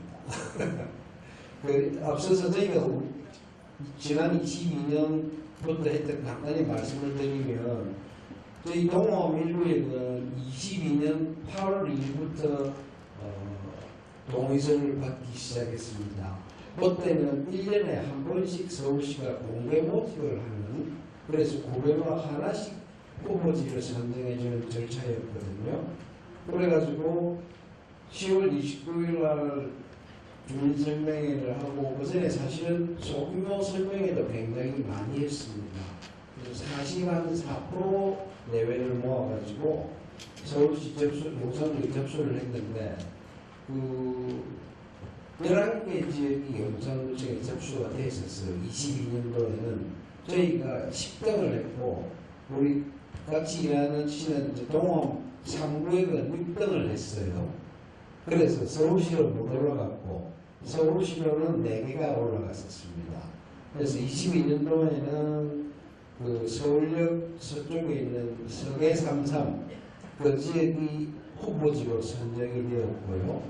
그 전에 21년도에도 이 제도를 처음 시작할 때는 용산구에는 그 숙대 쪽에 이제 숙대 입구 쪽에 있는 청파 2구역이 선정이 됐고, 그 이후로는 용산구에서 후보지 선정이 있고 그런 절차이고요. 작년에 5월 8일인가에 서울시가 이 제도를 1년에 한 번 공모하던 것을 수시로 접수를 해라 라고 제안을 하면서, 대신에 우리 여기 용산 이가동 1구역이 연봉번호 16번 받듯이 저희가 작년에 연봉을 용산구에 2번을 부여받았습니다. 1번 부여받은 지역은 한강로 300동지가 제가 숫자는 기억이 안 나는데요. 그 지역에 지주택 사업을 하다가 20년 동안에 안 되어서 그분들이 연봉을 1번을 받았고, 저희가 2번 받았고, 또 나머지 3번 쭉 4번 이렇게 오는데, 그렇게 해서 작년에도 총회를 저희가 많이 했습니다. 가을복지관에서도 했지만 장소가 없어가지고 저 은행연합회에서도 설명회하고, 그래서 전체적으로 한 300명 되시는 주민들이 들어오셔서 같이 논의도 하고 허심탄회하게 아주 디테일한 내용까지 그렇게 상의를 해서, 주민들이 포소자들이시잖아요. 우리 같이 가보자. 다 같이 견인을 해주셔가지고, 여기 보시면은 23년 9월달, 10월달 이때 저희가 돈을 모았어요. 1인당 300만 원씩. 그래서 한 150명 정도가 돈을 내셨어요. 그래서 4억 한 4, 5천 정도 되는 재원을 확보를 해서, 어떻게 확보를 했냐면은, 자, 우리 진정성 가지고 여기 재개발을 할 텐데, 우리가 자본주의 사회에 여기 봉사하는 사람들이, 전문성 없는 사람들이 어떤 식으로 설명을 하면서 재개발을 하겠느냐.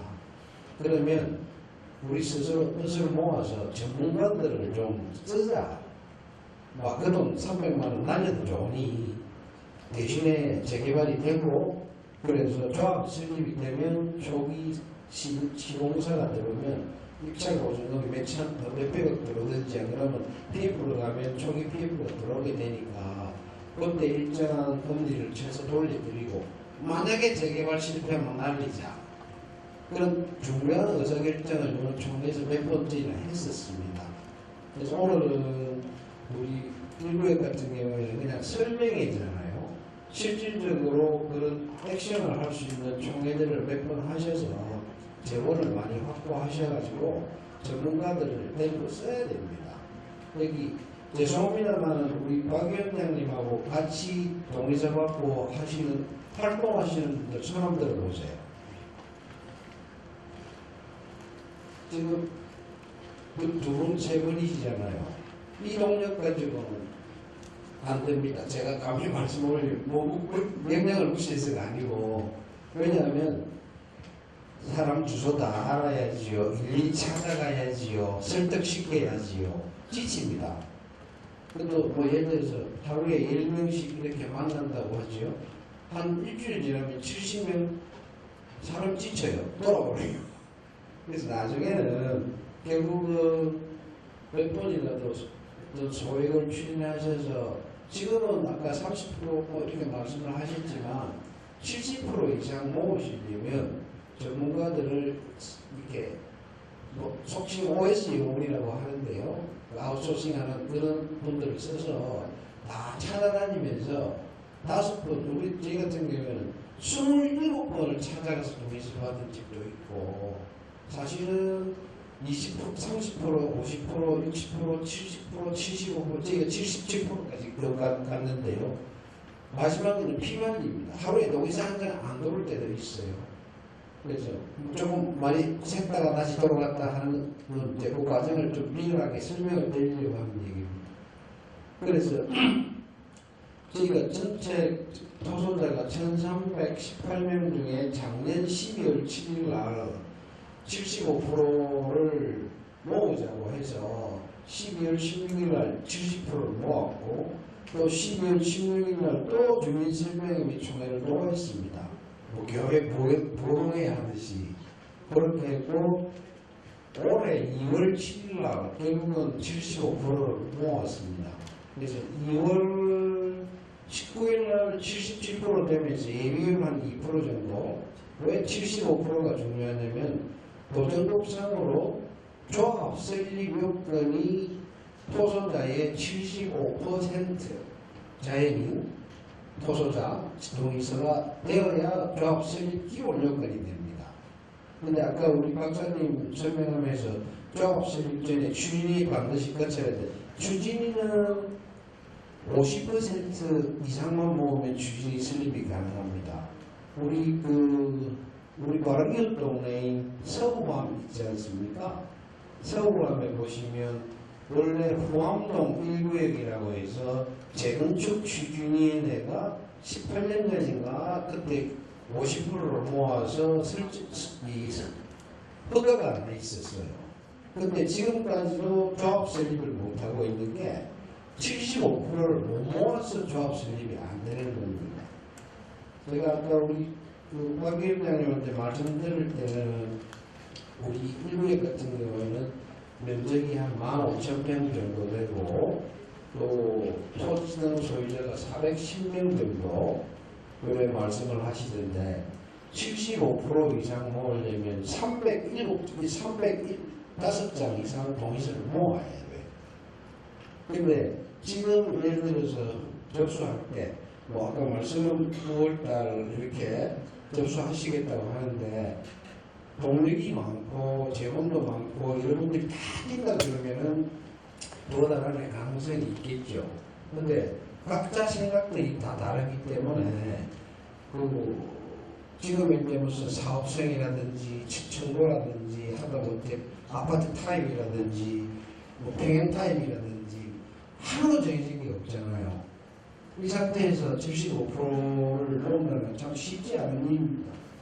그래서 오늘 오신 주민들께서는 동의서 내신 분들이 거의 많으시고, 혹시 안 내신 분 있으실지 모르겠는데, 제가 감히 말씀을 드리면 15,000평 되는 이 부지에 토지등 소유자 410명이면 사업성은 차고 넘칩니다.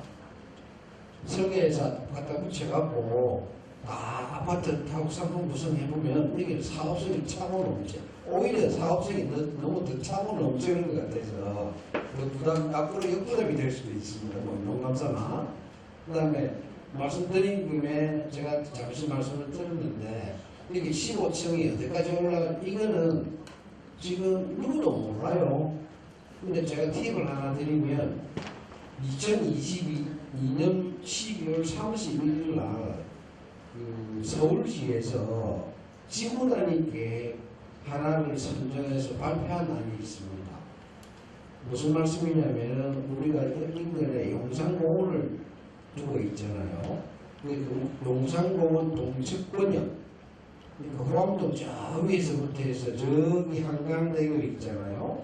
거기를 6개의 권역을 나눠가지고 용산공원 동측권역 중에 한 구역을 시공적으로 서울시 예산으로 1년간 지구단위 계획을 설정을 설립을 짜줬어요. 돈을 몇십억을 들여가지고 그거를 23년도에 두 번인가 한 번 더 바꾸고 올해 또 7월달에 조금씩 손으로 봤는데 또 나중에 그거를 한번 전체 다 공유를 해보시고 그 지구단위 계획 짜신 분 불러다가 세미나를 한번 하시든지 하시면 될 텐데 이런 내용입니다. 무슨 내용이냐면 공원에서 바깥을 바라보는, 그러니까 또 지금 지구단위 계획 시공 설정된 구역은 그 한강대교 건너다 보면은 수송부 부지 있잖아요. 수송부 부지하고 길 건너편에 한강중학교라고 있습니다. 그렇게 롯데부지 조금 있고 그 두 개 필지를 대상으로 해서 지구단위 계획을 200페이지를 정도를 짜줬어요. 근데 핵심은 뭐냐면은 공원에서 바라보는 그 바깥쪽 여기는 공원 앞쪽은 좀 낮게, 좀 멋쪽은 좀 높게 그런 기본 컨셉이 되어 있고 우리 여기 일부역 같은 경우에는 거꾸로 또 서울길에서 남산에서 바라보는, 그러니까 밑에서 바라보는 경관이라 그러고요. 위에서 바라보는 부감이라 되거든요. 그 양쪽의 균형 맞게끔 이렇게 지어질 텐데 그러면 일률적으로 이렇게 자르지는 않을 거고 일부는 땅을 좀 더 파서 더 높일 수도 있을 거고 그래서 양쪽 균형에 맞는 이 아파트 내지는 배치단지 이런 개념이 나올 겁니다. 그 다음에 두 번째는 여기에 해방 쪽에서 내려오는 길 있잖아요.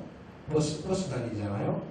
그 버스 길이 어떻게 세팅이 될 거냐에 따라서 배치 구조가 다 달라질 겁니다. 가령 예를 들어서 그 길을 그대로 확장을 한다고 하면 용산고등학교 담하고 붙은 좁은 길 있잖아요. 거기는 상업성이 상당히 떨어지는 개발하기 쉽지 않은 좁은 유주간이 있거든요.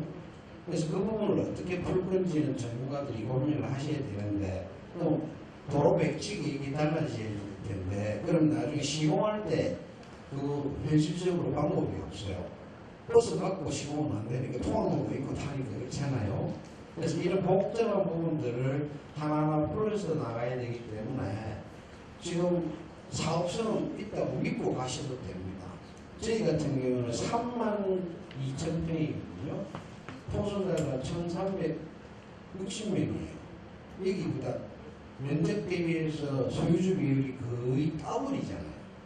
그래도 포스코랑 5개를 해서 포스코에서 사업성 검토를 해보니까 비례율이 수익성이 문제가 없어요. 지금 3구역도 지금 여기보다는 뭐 아마 토소자가 거의 한 2배 이상 거의 한 900 몇십 명 되고 그 다음에 면적이 한 7만 천 정도 7만대 제곱미터거든요. 저기도 사업성이 좋아요.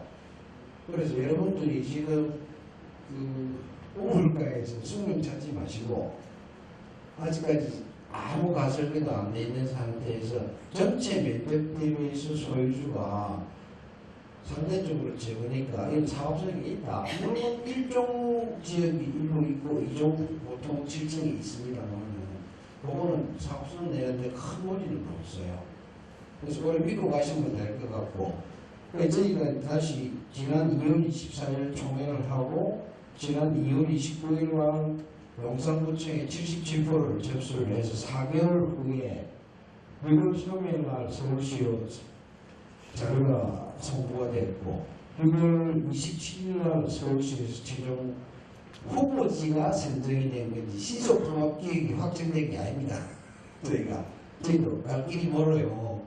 다만 우리 3구역, 1구역에 계시는 분들보다는 먼저 한 2년 공무원 사무국은 3년 전에 이를 준비를 다 차분하게 해와서 이건 이웃들이 다 성공을 하고 있고 사무국은 아마 지금 71% 내외로 접수를 해서 8월 달에 8월 22일 목요일인가 아마 네 번째인가 그때 서울시 후보지 선정위에 상정이 되어서 아마 후보지로 선정될 걸로 100% 확신합니다. 여기까지는 뭐 간단히 말씀을 드렸고 제일 중요한 거는 같이 일하실 분 손들고 나와야 돼요. 그냥 해주겠지 절대 안 됩니다. 내가 뭐 학교에서 배운 게 많지 않거나 나이가 들었거나 또는 뭐 몸이 불편하거나 그래갖고 될 일이 아니고 이 좋은 지역에 사실은 70년 만에 처음으로 재개발을 한 지역 아닙니까? 태어나신 분들도 계실 거고 갭 투자자들도 있을 거고 또 뭐 재개발에 어렸으면 팔고 나갈 사람도 있을 텐데 여기는 진정성 있는 분들이 열심히 똘똘 뭉쳐서 뛰고 그래도 안 될 겁니다. 75% 이상은.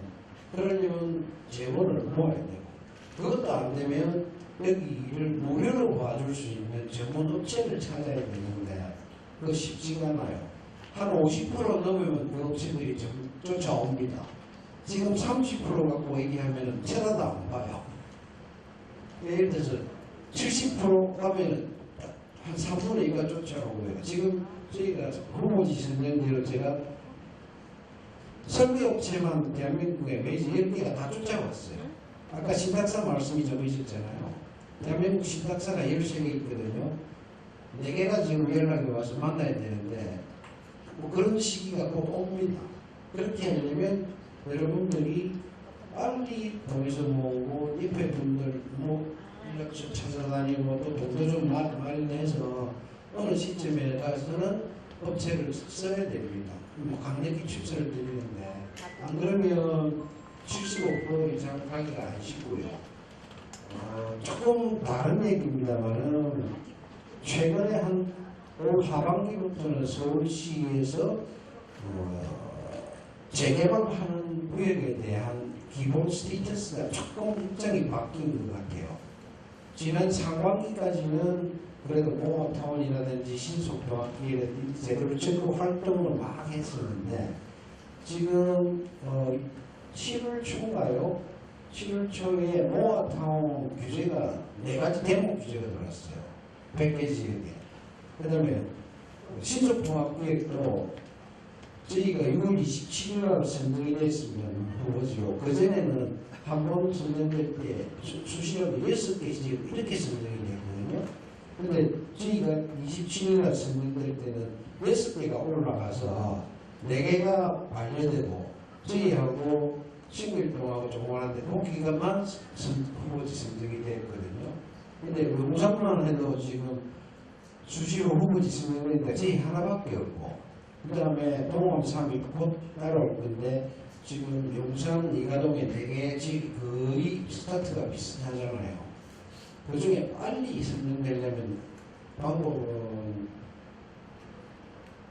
재원을 모으고 여러분들이 같이 뛰고 같이 쫓아다니고 지금 소유주들이 거주 안 하시는 분들도 많고 연락처 찾기가 참 힘들어요. 특히 세입자들 있잖아요. 문 아무리 두드려도 문 안 열어줍니다. 세입자들은 여기 재개발되면 내 쫓겨날 거 아니냐. 물론 세입자한테 나중에 쓸 전략이 있습니다. 임대주택 거주지에 들어와서 임대주택 받을 수 요건들이 있는데 그런 걸 다 안내를 해도 집주인 전화번호를 안 내놔요. 핑계는 정보 이용에 관한 법률에 따라 가지고 집주인 전화번호 줬을 때 내가 어떻게 혹시나 뭐 법률 위반으로 뭐 그런 거 다 되고 결국은 20번, 30번을 문을 두드리고 심지어는 소유주가 집 매수할 때 등기할 때 주소 있잖아요. 옛날 주소. 전국에 다 사람 출장 가서 찾아다니고 이사간 집에 또 찾아가서 그렇게 해서 저희가 77%를 모았거든요. 그래서 험난한 과정입니다. 그 다음에 더 중요한 거는 여기 박 위원장님 계시고 일하시는 분들 있잖아요. 추진하시는 분들. 재개발 끝날 때까지 결심을 잊어먹으면 안 됩니다. 저희가 2022년도에 처음 시작했다지만은 원래 2016년도인가 7년도에 40대 초반 젊은 세 사람이 그 박원순 시절에 동의서를 한번 이렇게 그때는 신속통합기획제도가 아니고 민간 입학 방식입니다. 그렇게 해서 유사하게 동의서를 한 40몇 프로를 모았어요. 그러면서 그때 통과를 못 해가지고 그 와해가 됐거든요. 주민들이 그 이후로 저희가 동의서 모으는데 진짜 힘든 게 지난번에도 하는데 안 되는데 왜 또 하냐고. 그래서 이번에 시작하셨을 때 70년 만에 첫 기회니까 제발 성공해내시고 똘똘 뭉쳐갖고 집 다 재개발 뭐 하느님이 먼저 불러가시면 방법은 없지만 그때까지 다 잘 사셔서 재입주하셔가지고 좋은 마을 이루시기 바랍니다. 제가 한 25분 정도 20분 말씀 올렸는데 질문 한 두세 개만 받고 저 약속이 가야 되니까요. 혹시 궁금하신 사항이 있으시면 질문 주시죠. 제가 전문가는 아닙니다만. 자, 이상으로 가구 수혜단 동의를 동의서 내시는 분들 있잖아요. 면적 기준 50% 이상이면 좀 없어질 요건이 되거든요. 근데 한 평이든 1000평이든 다 1좌수예요. 그래서 1좌수가 또 이 토소자 법률 기준으로 이렇게 되어 있습니다. 또 다른 분 질문 없으시면 그러면 내가 주택으로 갈 건지 건생으로 갈 건지 둘 중에 선택을 해야 됩니다. 뭐라고요? 네, 1층은 등택으로 되어 있고 보통 2, 3, 4층은 이제 주택으로 사용하게 되어 있습니다. 이것 자체는 아까 이제 김성규 주무님이 선택을 하라고 했는데 그거는 좀 다른 문제고 중요한 게 일단 연면적이 중요합니다. 연면적이 120제곱미터가 넘으면은 상가로 가든 주택으로 가든 두 개를 다 가져갈 수도 있습니다. 하다못해 아파트 두 채에 상가로 갈 수도 있어요. 그거는 나중에 조합에서 정관을 어떻게 만드냐에 따라서 틀린 거고 일단 중요한 게 면적, 법적 도시정비법상의 면적이 120제곱미터입니다. 이건 땅을 말하는 게 아니라 지하부터 건축물 대장에 나와 있는 면적의 합입니다. 그게 120제곱미터가 넘으면 가능합니다. 네. 여기가 나중에 또 나오겠지만 그때 다시 한번 말씀을 드릴게요. 그다음에 그 한시적 우리가 신속통합기획이라는 걸 지금 하고 있는데 오늘 아침에 그 저희가 나왔어요. 그 서울시에서 보도 자료가 나왔으니까 좀 나오겠지만 내가 또 올려놨는데 모아타운이 이달 말로 종료된다는 기사가 나왔어요. 그러면 우리 그 한시적 신속통합기획도 언젠가는 또 이게 없어질 수도 있다는 얘기예요. 지금은 구청이나 서울시에서 빨리 하세요 하면서 도와주고 그러는데 지금 이것도 예를 들어서 그날 갑자기 지금 이 오늘 모아타운 나온 게 오늘 아침에 발표하면서 오늘 날짜로 수업시켜버렸어요. 오늘 날짜로 그걸 만든다 하는데 또 다른 방법으로 하긴 하겠죠. 그러니까 무척 어려워진다 얘기죠. 그다음에가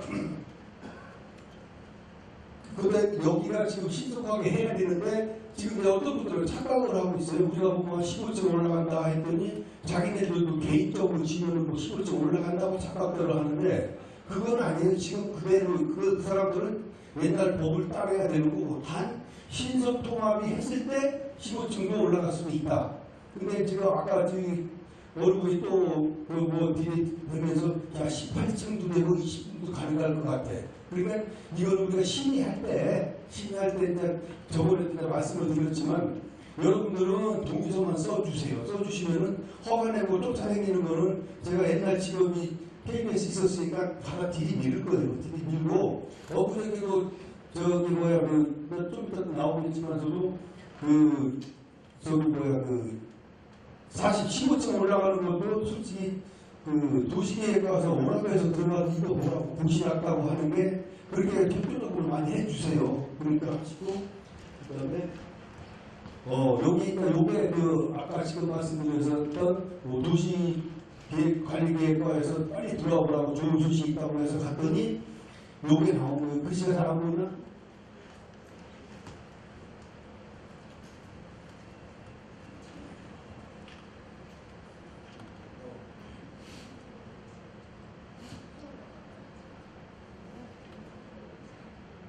예, 제가 지금 여기다 크기를 써놨어요. 일부러 저식 안 보일 것 같아가지고 저 밑에 빨간 줄치에 뭐라고 써있냐면은 용산구 소월로 일대 도로면부터 1.5m가 내려가야 된다 이렇게 돼 있었는데 이게 저기 보면 6월 27일이면 얼마 전이죠. 6월 27일날 발표에 도로면 때 1.5m라는 게 빠졌어요.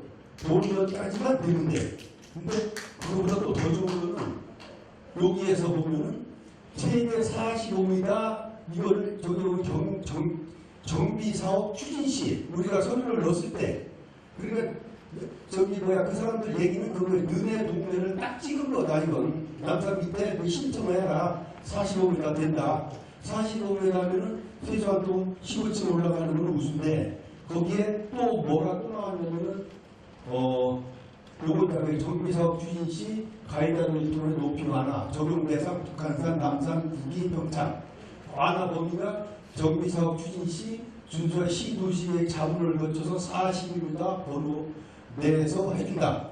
근데 그 다음에 어젠가 며칠 전에 용산 아까 그 얘기하셨던 분 동치권은 지구단위계획을 지정을 하겠다. 그래서 이거 뭐냐 그랬더니 15층 플러스 3층도 더 올라갈 수 있다. 지금 솔직하게 15층만 올라가도 지금 여기도 다시 나오겠지만 이 우리 동네가 신유지도 국유지도 많고 그 다음에 빈집도 많고 근데 1층짜리가 참 많아요. 1층짜리가 엄청 많은데 1층 후에 14층에 더 올라간다고 생각을 하시면은 그걸 분양을 한다고 생각하면은 그게 돈이 얼마나 되겠냐 이게요. 그래서 마음대로 놓으시고 제가 일단 제 나름대로 지금 솔직히 오늘 도면을 몇 번 그렸다 말았다 했는데 앞으로 내 생각인데 오픈할 것까지는 안 되겠더라고요. 그래서 지금 내가 나름대로 배치를 해봤는데 지금 요 신흥교회죠.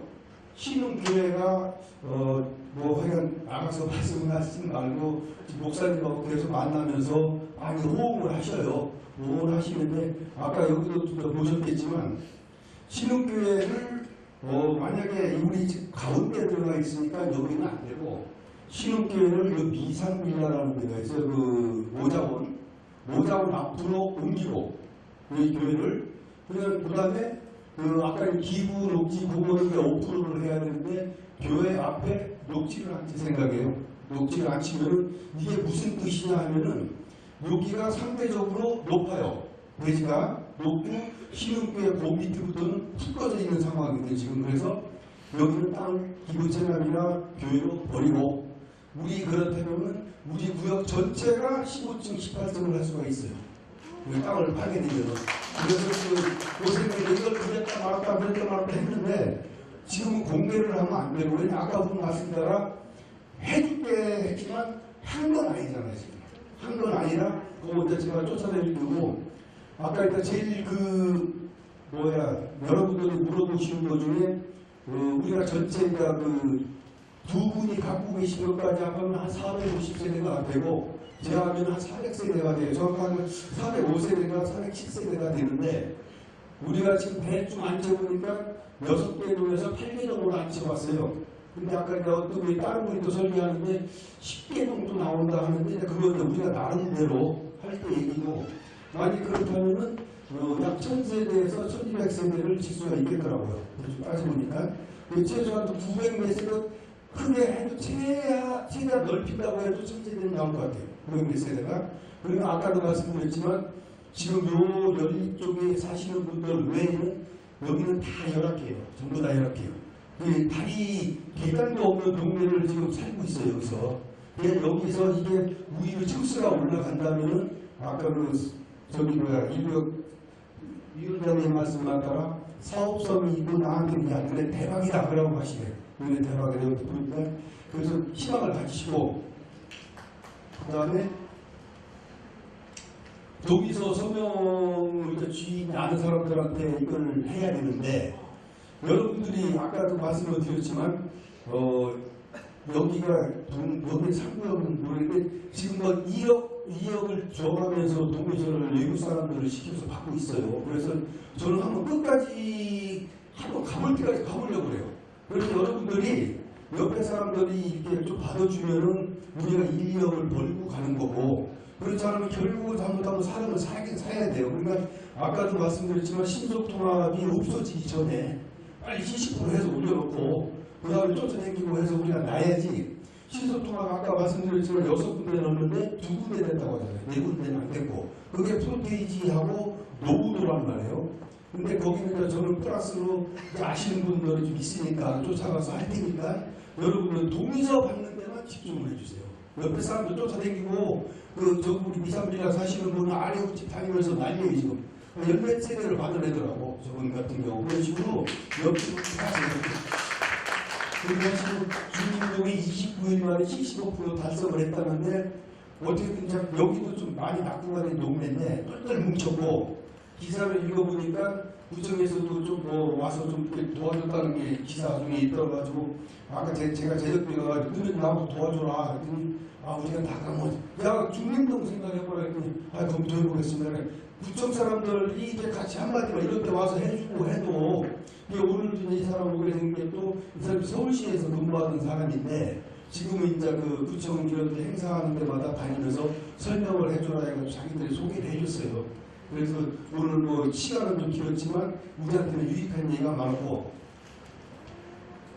주민들 의견을 들어봤어요. 그리고 할머니도 만나보고 다 했는데 웬만한 얘기가 되겠냐 이거지. 그래서 제가 옛날에 이수건 선생님으로 들어왔는데 오늘 그분 안 오셨는데 한 10몇 년 전에 평당 1억을 달래고 안 하겠다는 얘기지 뭐. 그러니까 보따리 싸가지고 가더라고 이런 놈이라고 안 한다고 이수건설까지 왔었어요. 설마 되겠으는 지금 얘기를 들어보시니까 되는 건 돼요. 어쨌든 무조건 되고 어떻게 15점 올라가도 하는 것도 지금 얘기 들어보니까 15점 되겠죠. 제 얘기가 아니고 서울시 관계자 했던 사람이 나와서 얘기하고 구청에서 자기가 가더니 가서 설명을 하라고 할 정도가 이렇게 얘기를 하면은, 근데 지금 자꾸 18층 20층 얘기하니까 저는 진짜 좋아 죽겠어요. 그래서 하고 그 다음에 돈을 얼마나 더 내야 되냐 하는 게 일단 문제인데, 물론 3평, 4평 가시는 거는 모르겠지만 최소한 10평, 11평 이상 가지신 분들은 여기가 시유지가 많고 시유지가 많고 국유지가 많아요.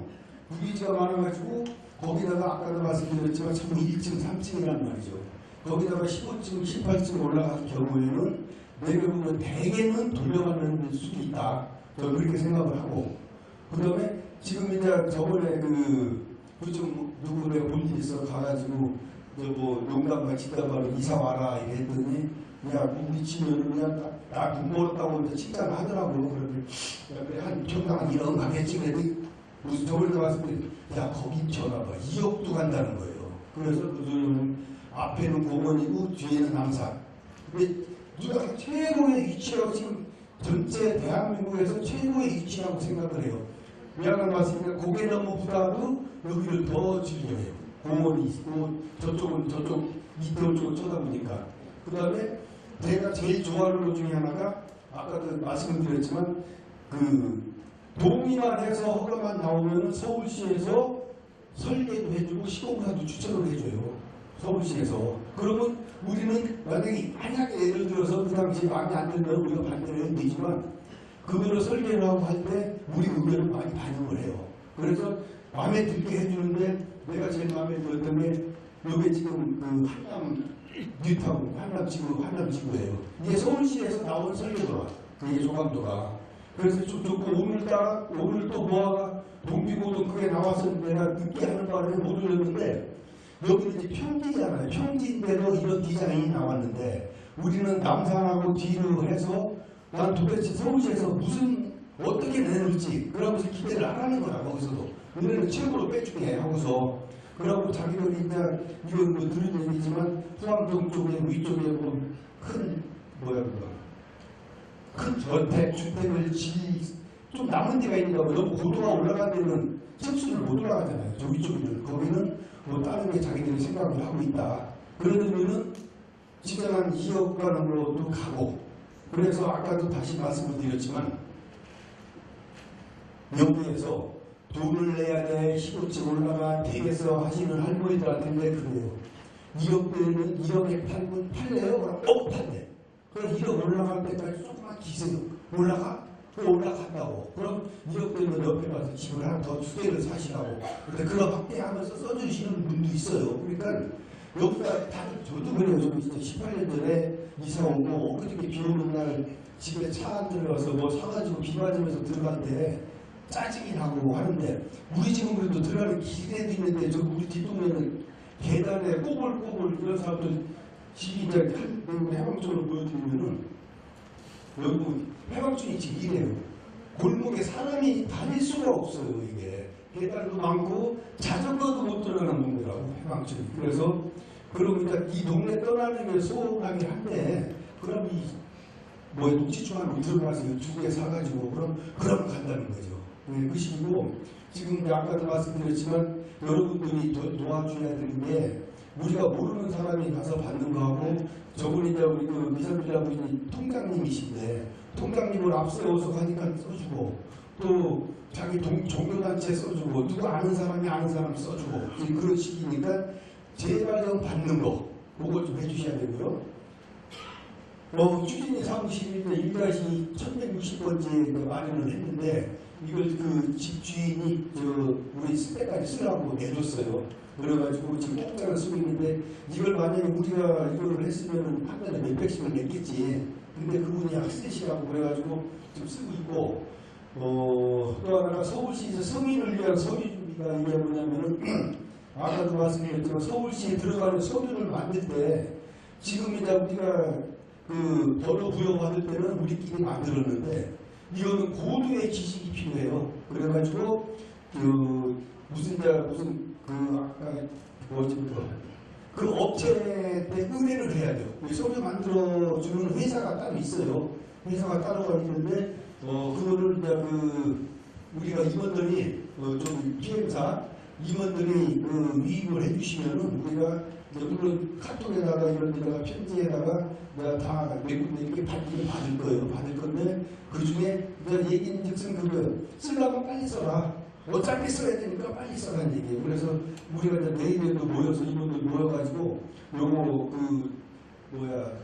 서울시 이제 서류 준비를 해야겠죠. 우리가 8월이 제 꿈은 8월인데 8월 달까지 되면은 9월이든 10월이든 서류 넣는 거고 만약에 안 되더라도 일단 서류 준비를 해야 돼요. 해야 되고 아까도 제발 말씀을 드렸지만 노화주택이 어려워지고 없어지듯이 이것도 정말 솔직하게 시간 바뀌면 없을 거고 그 전에라도 뭔 일이 날 수도 있으니까 어쨌든 빨리 좀 서둘러 주시고 진행비 기부금을 지금 현재로는 그래요.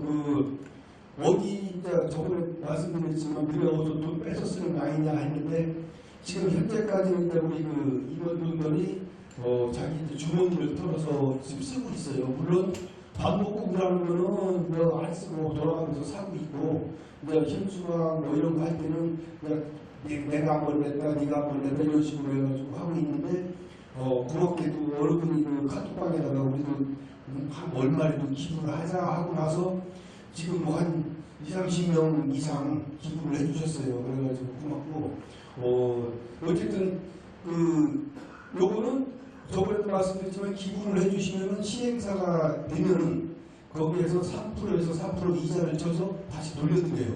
그게 법에 있더라고. 황동에서 제가 배웠는데 그래도 이거 위법 아니냐 했더니 아니라는 거예요. 그래서 돌려드릴 테니까 많이 낼 사람은 좋아요. 더 많이 내세요. 거기다 적응하는 식으로. 네. 그다음에 2번을 모집을 해야 되는데 이제는 오늘 설명회를 계기로 해서 이제 정말로 뛰어야 됩니다. 정말로 뛰어야 되고 임원 모집을 하고 여직원도 예를 들어서 이제 정비업체가 들어와서 월급이 줄 때까지 그때까지는 무료로 하고 그때부터 받고 할 사람 있으면은 추천을 해주세요. 하면은 지금 우선은 이제 우리 조미수 대지 사장님이 일하라 뭐하라 하는데 전화하면 또 안 받을 때도 있고 가게 빌어 하면 안 받고 저 같은 경우도 지금 아직도 일을 하고 있으니까 저는 또 사진 촬영하면서 할 때는 또 전화를 못 받아요. 그러다 보니까 하는데 여직원 한 명은 빨리 앉혀놔야 될 것 같아요. 그 대신 지금은 이제 월급을 몰라 기부금을 많이 주시면 사기 정도나 줄지는 몰라도 어쨌든 이 정비업체 다시 이제 우리한테 하려면 아마 불과 몇 달 안에 선정을 해야 돼요. 그럼 몇 달만 그냥 무료로 해주시고 그다음에 월급을 드릴 테니까 그 따님 중이나 돌아 아드님 중이나 하실 분 있으면 추진을 좀 해주세요. 그러면 조직 좋고 뭐 여쭤보고 싶어요. 직원 모집할 때 네.